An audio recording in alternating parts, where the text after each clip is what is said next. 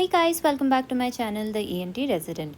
Today I'll be discussing a very short question in ENT with you, which is not only relevant from the point of getting short notes in your theory exams, but also relevant from the point of practicals or Viva for you.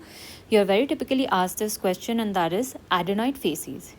You can also now purchase my notes. I have added links in the description. Okay, so let's get started with adenoid facies. Now, what is adenoid facies? Adenoid facies is the typical characteristic facial appearance that we see in children who suffer from chronic adenoid hypertrophy and who come to you with complaints of nasal obstruction, mouth breathing, snoring. So, this is a very characteristic facial appearance that we note. Let's first understand what happens exactly in adenoid hypertrophy. So, when there's a hypertrophy of the adenoid, we all know that the adenoid is present at the junction of the roof and the posterior wall of the nasopharynx. So, when there's a significant hypertrophy of the adenoid, it ends up causing a chronic nasal obstruction. And over a period of time, because of the nasal obstruction, the child starts to breathe from the mouth. So that becomes a habit, and the person is exhibiting now habitual mouth breathing. And when this persists for a very long period of time, this alters the normal craniofacial development that happens over the time. So, and as a result of that, we end up seeing a lot of features which are seen on the face of a patient with adenoid hypertrophy. Now, let's discuss what are all these features and what is the reason behind these features happening. So first of all is, you'll be noticing when the patient comes to your OPD that the patient is breathing through mouth. This is the first and the most basic change that happens in all cases of adenoid hypertrophy.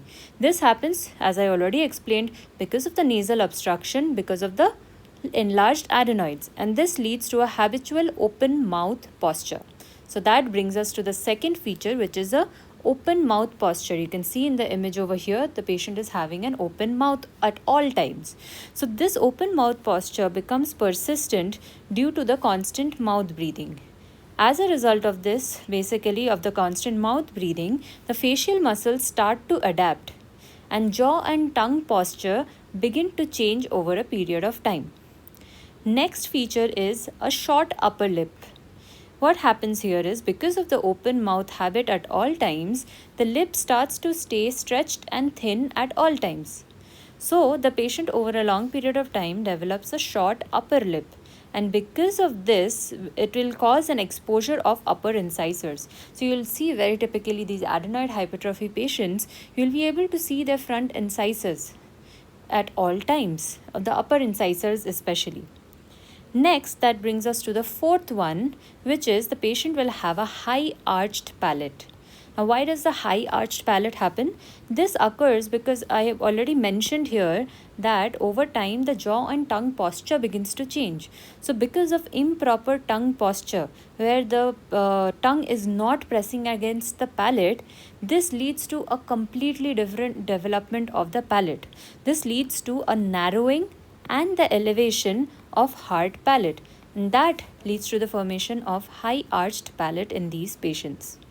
Next, the fifth feature you'll see is these patients have a very elongated face. You can see in the image over here, the face of the patient is very elongated.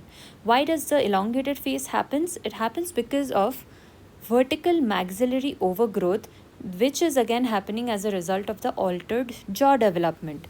Here what happens is there is a downward and backward positioning of the mandible happening. Next, we come to the sixth feature, which is crowding of teeth. Now, because I already mentioned about the improper jaw development happening, here what happens, there is a narrow upper dental arch happening as a consequence of the high arched palate that we already discussed. Now, because of this narrowness of the upper dental arch, it leads to malocclusion and ends up having crowding of the teeth in the jaw. Seventh feature is a flattened nasal bridge. Now, this happens because you're already seeing there's been a lot of altered development of jaw, of the mandible, of the mouth, of the facial muscles. So here what happens is there's also an underdevelopment of the nasal structures, and this is because of the lack of nasal airflow stimulation, as the patient is constantly breathing from the mouth. So you see that the patient has a very flattened nasal bridge. Brings us to the next feature, which is the patient will have a pinched nose. So as the structures of the nose are having underdevelopment, you'll also see that the nasal ala are also not very developed. So the patient ends up exhibiting narrow nostrils, and the external nose appears to have a very pinched appearance, as you can see in the image over here. And other than this, the voice of the patient also undergoes a change, and they have a very hyponasal speech. The medical term for this is rhinolalia clausa. So adenoid hypertrophy is a cause of rhinolalia clausa. Next, the patient also has sunken eyes. Why does sunken eyes happen? Because of the facial muscle hypotonia that occurs, and this is more of a feature that happens when the adenoid hypertrophy has persisted for a very long time. This is one of the later changes in the facies that happens, and because of the long standing obstruction, it leads to sunken eyes, and that contributes to a very dull expression on the patient's face. That leads us to the last feature, which is a dull mask-like face.